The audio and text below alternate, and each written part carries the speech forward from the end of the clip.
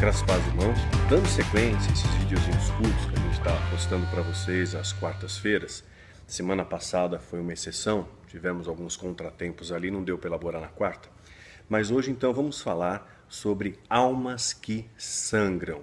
O ser humano, ele foi feito para ser um ser social, não é isso? A Bíblia não fala que é melhor serem dois do que um. A Bíblia não diz que não é bom que o homem esteja só. Ele precisa, de uma auxiliadora, precisa de uma ajudadora. Então você não vai ver ninguém sozinho na Bíblia. Você vai ver Elias e Eliseu, vai ver Paulo e Barnabé, vai ver Moisés e Josué, Ruth e Noemi, porque soldado sozinho não vence batalha. Nós somos seres sociais. Só que nós vivemos diante de um grande paradoxo. Eu vou narrar para vocês uma questão que, se você não passou por isso, certamente você já conhece alguém que passou.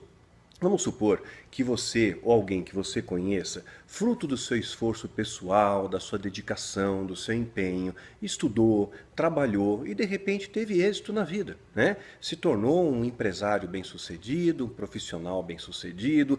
Hoje ele tem, ou você tem, a sua casa própria, tem o seu carro, tem um apartamento na praia, lhe permite fazer viagens. Você é uma pessoa que está bem, né? Então você vai ver que muitas pessoas vão te cercar. Você vai ter muitos amigos que, na verdade, são bajuladores, gente que vai te adular, que vai querer estar perto de você para levar uma vantagem, direta ou indireta, não é isso?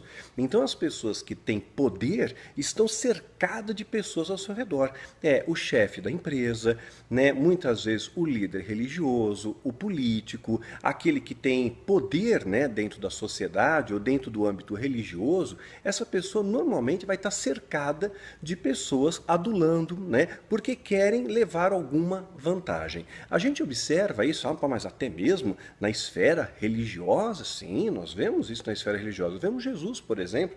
Eu vou ler para vocês aqui um texto de Marcos capítulo 12, verso 1. Jesus está fazendo a sua entrada triunfal em Jerusalém, né? Lembra disso? Marcos capítulo 11, verso 8.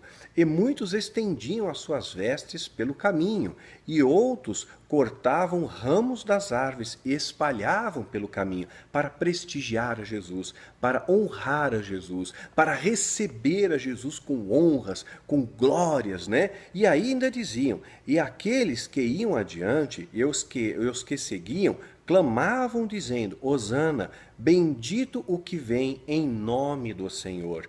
Bendito o reino do nosso pai Davi, que vem em nome do Senhor, Hosana das alturas. Então o povo prestigiava Jesus, porque Jesus era uma figura assim conhecida no seu tempo, né? Ele fazia os milagres, ele promovia a cura, ele ressuscitou os mortos, ele tinha uma palavra de sabedoria inequívoca que atraía as multidões, multidão tal que certa vez teve que partilhar, multiplicar ali os pães e peixes para alimentar toda aquela multidão que cercava Jesus.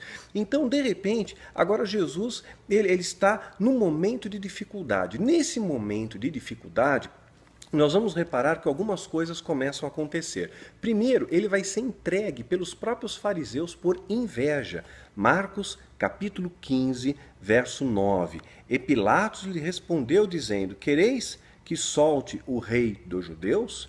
Porque bem sabia que por inveja os principais os sacerdotes os tinham entregado. Então Jesus já nos disse que nós vamos sofrer perseguições, né? E aqui quem é que estava perseguindo Jesus? Eram os principais sacerdotes, né? Era que os representantes religiosos do povo, os líderes, né? Esses que estavam perseguindo Jesus. Não eram os adoradores de Baal, não eram os satanistas da época, era o sistema corrompido da época. Então Jesus já disse, vão causar, vão te perseguir, vão te caluniar, né? São os cravos, são os açoites, né? E Herodes, você quer mesmo, você não quer que eu solte o rei dos judeus? E o povo começa a dizer, não, crucifica, mata Jesus. É estranho isso, né? Um pouco mais adiante, no verso 29, e os que passavam blasfemavam dele, e meneando as suas cabeças e dizendo, Tu que derrubas o templo em 3 dias e o edificas, salva-te a ti mesmo e desce da cruz.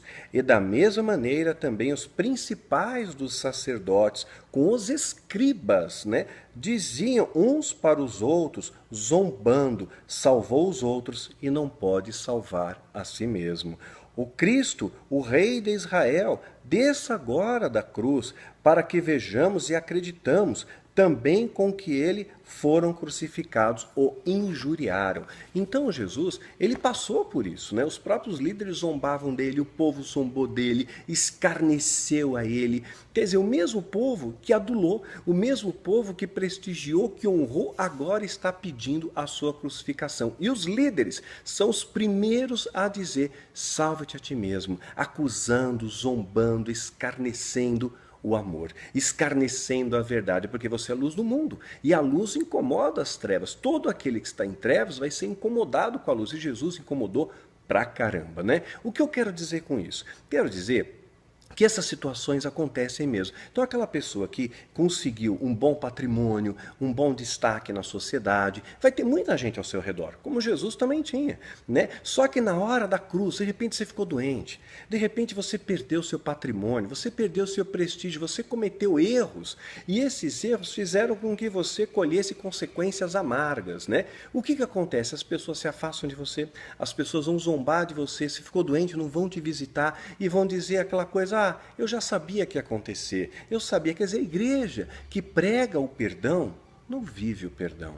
A igreja que prega o amor não está vivendo o amor. Então, se alguém entre nós cometeu uma falha, cometeu um erro e teve a humildade, a simplicidade, a honra diante de Deus, porque a humildade precede honra, de chegar diante de Deus, de chegar diante das pessoas a quem ele ofendeu, magoou, diante de quem ele errou, diante da igreja, dizer, olha gente, me perdoa. Nós temos o dever de perdoar. Jesus disse, a oração modelo que Jesus nos ensinou, Pai, nos perdoa das nossas ofensas, assim como nós perdoamos aqueles que também nos têm ofendido. Então essa é a corrente do bem de Deus, é a corrente do perdão. Você perdoa e vai ser perdoado. Você ama e vai ser amado. Você acolhe e vai ser acolhido. Você semeia e você colhe.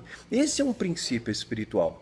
E hoje nós vemos uma sociedade muito egoísta, Eu vejo também olhando para a história, Moisés foi o libertador daquele povo, libertou aquele povo, ajudou aquele povo. O que o povo fez? Queria apedrejar Moisés. Você vê Davi, homem segundo o coração de Deus, ele liderou um pequeno exército de 600 homens. Dos 600 homens tinha um grupo, um pouco mais de 3 dezenas, que eram os valentes de Davi, mas apenas 3 eram de fato, estavam perto de Davi. Então existe um círculo menor. Então eu quero que você tenha plena consciência que na hora da dificuldade da cruz, quem estava ao pé da cruz? João, Maria Madalena, e a Maria, mãe de Jesus. Só 3 pessoas. Quem estava de fato mais perto de Davi? Os 3, de todos aqueles 600 homens, haviam 3. Quem estava de perto, de fato, de Moisés? Arão e Ur. Nós vamos ver pessoas, às vezes você está cercado de multidões, mas Deus sempre vai trazer um Davi, um Jonatas ao seu lado, uma pessoa para estar partilhando as suas dores. E eu sou um privilegiado diante de Deus de saber que eu tenho amigos verdadeiros, e eu tenho também o apoio de vocês.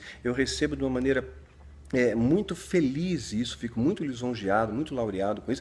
As pessoas que vêm na base, trazem ali um chocolate, um CD, um livro, lembro do meu filho, lembro da minha esposa, até dos meus bichinhos. Então esse carinho, esse amor é interessante, porque você planta amor, você colhe amor. Você investe carinho, respeito, e você colhe carinho e respeito. É claro que de vez em quando, até na fanpage, um ou outro destoa, ou pela sua falta de conhecimento, ou por falta de sabedoria, ou são pessoas ainda que estão fracas na fé, ou de repente aquele dia a pessoa acordou mal-humorada e precisa ofender alguém, precisa criticar alguém, ele está protegido atrás de um teclado, então aquilo dá para ele uma certa segurança, ele não tem que se expor, ele usa um fake, então ele coloca ali, mas tirando essas arestinhas que acontecem, graças a Deus a gente tem tido o acolhimento, eu tenho sido abraçado por uma onda de amor, e eu agradeço a cada um de vocês, porque isso também nos ajuda a nos manter na rota, nos manter em pé. O que eu quero deixar como lição para você nesses poucos minutos aqui.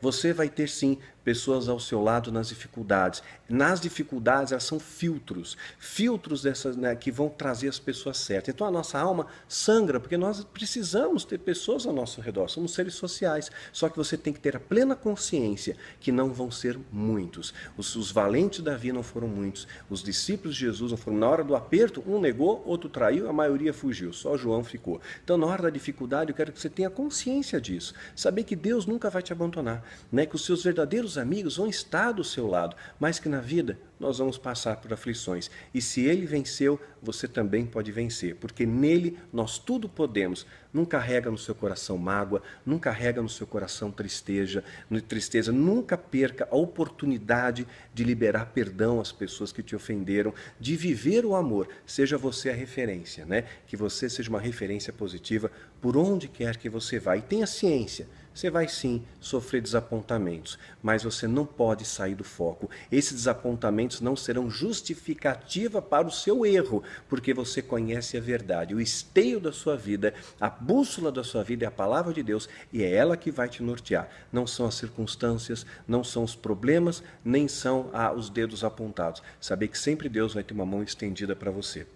Hoje, amanhã e até a volta gloriosa dele. É esse recadinho curto aí, essa reflexão para você hoje. Que Deus te abençoe e te guarde.